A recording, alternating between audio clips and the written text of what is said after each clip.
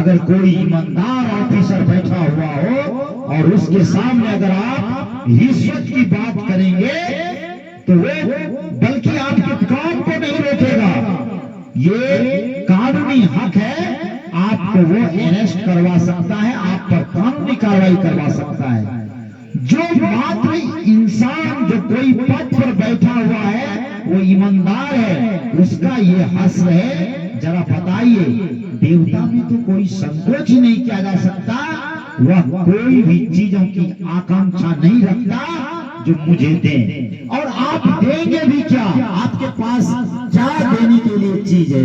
क्या आपकी हस्ती है जो आप उस परमात्मा को देंगे? संसार में जितनी भी चीज दिखाई देता है, जितने भी वस्तु, जितने भी स्थान, जितने भी जीव, जितने भी चीजें हैं, सारे चीजों पर अधिकार, आधिपत्य कौन ऐसी चीज है उनसे बाहर है? कौन ऐसा चीज को वह स्वयं सोचेंगे उसको हासिल नहीं कर सकता है? फिर आप उनको क्या दे सकते हैं? आपका ये जो सांस का दौर चल रहा है वो भी उन्हीं की दया से। फिर आप क्या देंगे?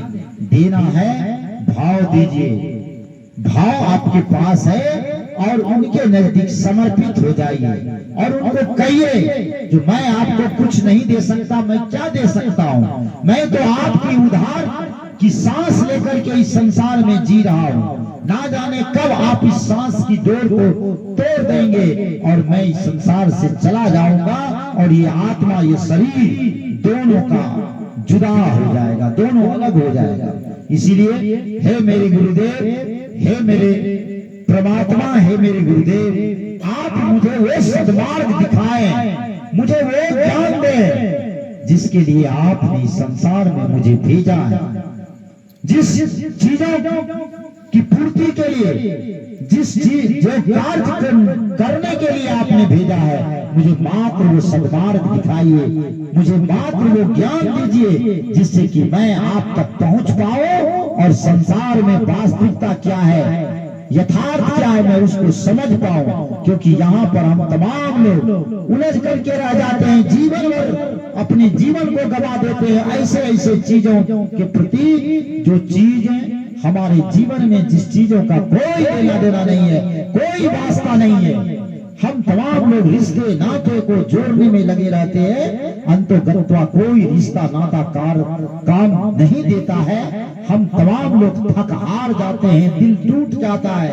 लोगों के नजदीक जिसके लिए क्या नहीं करते हैं वही व्यक्ति हमारे साथ दगा दे देता है। जिस पुत्र के लिए, जिस भाई के लिए क्या नहीं, जिस समाज के लिए लोग क्या नहीं करता है वही दगा दे देता है। इसीलिए जीवन के साथ भी, जीवन के बाद भी वो परमात्मा है, उसका चिंतन करें, मनन करें, उनके नजदीक रोए, दुनिया के नजदीक मत रोए।